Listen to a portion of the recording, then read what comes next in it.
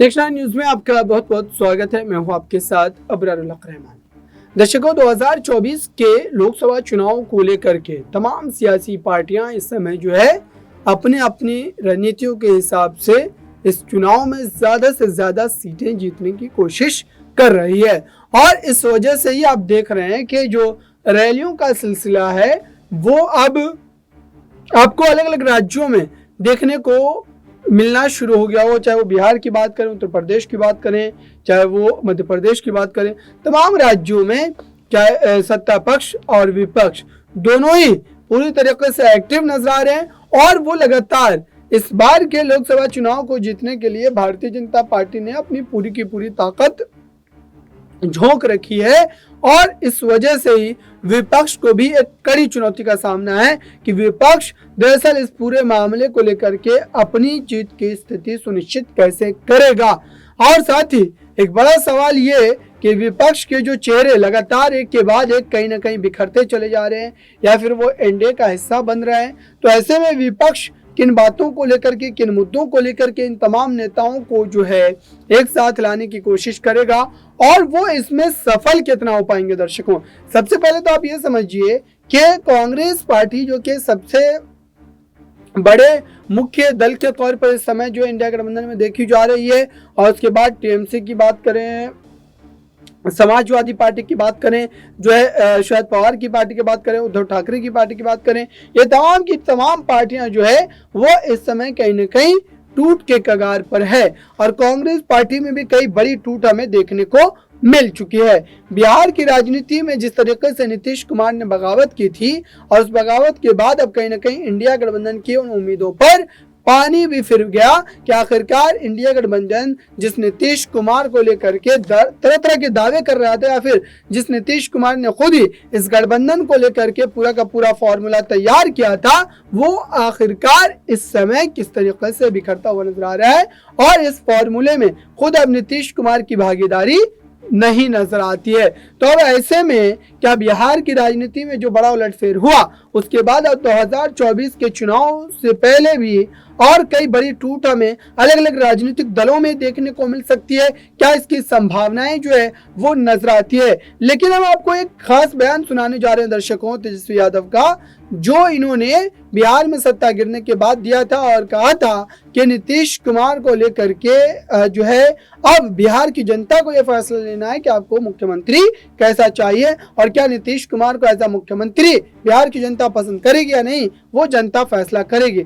आइए सबसे पहले आप सुनिए जो है तेजस्वी यादव उस समय क्या बातें कही थी और जिसको लेकर अब उसके राजनीतिक मायने जो है निकाले जा रहे हैं। देखिए, नीतीश कुमार जी पहले भी आदरणीय थे, अभी भी हैं और आगे भी रहेंगे। और हम लोगों का तो मुद्दा था कि रोज़गार मिले, नौकरियां मिले, निवेश बिहार में आए, बिहार का विकास हो, ये हम लोगों का मुद्दा रहा है। और आप लोग सब लोग जान रहे हैं कि आज हमने सुना है कि क्रेडिट लेने की बात उन्होंने कही है, तो कोई क्रेडिट क्यों ना ले। हमारे 79 विधायक हैं और उनके जो विधायक हैं वो 45 हैं, मंत्री हमारा है, विभाग हमारा है, तो हम क्रेडिट क्यों ना लें। और यही मुख्यमंत्री जी जो 2020 के चुनाव में कहते थे कहाँ से पैसा लाएगा, कहाँ से नौकरी देगा, तो हमने, आपको पता होगा कि हमारी जो सरकार बनी थी इनके नेतृत्व में, वो 9 अगस्त 2022 में बनी थी और 15 अगस्त को मुख्यमंत्री जी ने ऐलान किया था। ये किसका विजन था, ये किसकी सोच थी।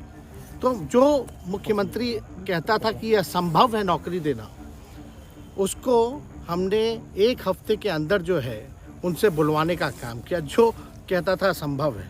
तो हम लोगों ने जिस हिसाब से विकास के काम किए, नए नए नीति लाए, टूरिज़्म डिपार्टमेंट हमारे पास था, हमने टूरिज़्म पॉलिसी लाया। आईटी डिपार्टमेंट राज्य कोटा में था, हम लोगों ने जो है आईटी पॉलिसी लाई।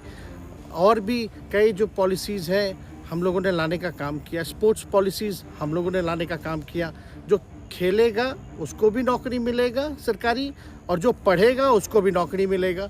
शिक्षा विभाग किसका था, राष्ट्रीय जनता दल के पास था।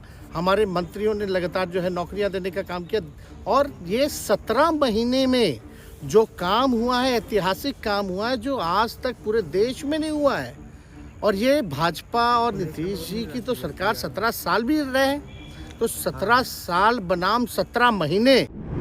तो आपने सुना दर्शकों, आखिरकार ये पूरा का पूरा मुद्दा जिस तरीके से बढ़ रहा है या फिर जिस ढंग से इसको राजनीतिक शेप देने की कोशिश की जा रही है, वो कई तरीके से सवालों के दायरे में है और इसको लेकर के साफ तौर पर स्थिति जो है वो सुनिश्चित करने की जरूरत है। अब दूसरा सवाल ये है कि आखिरकार जेपी नड्डा ने जो बयान दिया, फिर जेपी नड्डा ने जो सारी बातें कही, दरअसल इसको लेकर के क्या स्थिति उस तरीके से हमें देखने को मिलेगी?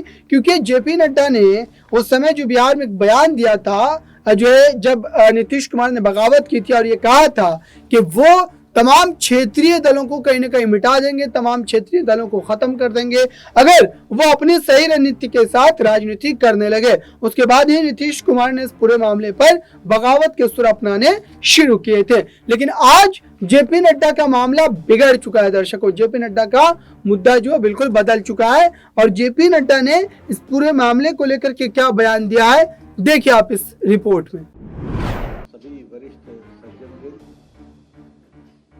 अभी हम सब लोग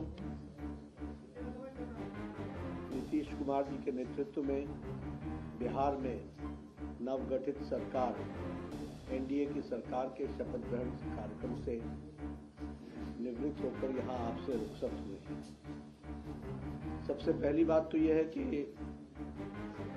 नीतीश जी एनडीए में वापस आए हैं, ये हम सब के लिए बहुत ही हर्ष का विषय है और हम यह भी मानते हैं कि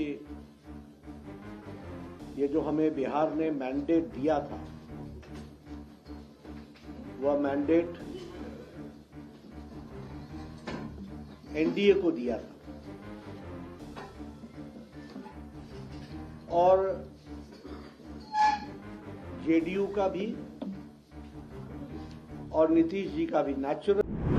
तो आपने देखा दर्शकों, अब सवाल यह है कि आखिरकार आने वाले दिनों में क्या वाकई अब बिहार में या फिर उत्तर प्रदेश में या फिर देश के पूरे अलग अलग राज्यों में फिर से इंडिया गठबंधन एक बार जो है उभर करके सामने आएगा और कई नए चेहरों को उसमें जो है शामिल किया जाएगा, मायावती को पीएम के चेहरे के रूप में आगे किया जाएगा। ये तमाम के तमाम बड़े सवाल जो है दर्शकों इस समय सभी की नजरों के सामने जो है घूम रहे हैं और इंडिया गठबंधन को मात्र कुछ दिनों के भीतर इस पूरे मामले पर पीएम कैंडिडेट को लेकर के स्पष्टीकरण देने की जरूरत है, क्योंकि उसके बिना यह पूरा का पूरा मुद्दा कहीं ना कहीं यहाँ पर भाजपा के पक्ष में जाता हुआ नजर आता है। अब इसको लेकर के देखने वाली बात यह है कि आखिरकार इंडिया गठबंधन अब अपनी अगली बैठक में इस पूरे मुद्दे पर क्या फैसला लेता है और इस फैसले का कितना ज्यादा असर जो है वो जनता पर और चुनावी नतीजों पर देखने को मिलता है। फिलहाल इस रिपोर्ट में इतना ही। जुड़े रहें बड़ी खबरों के लिए नेक्स्ट न्यूज के साथ।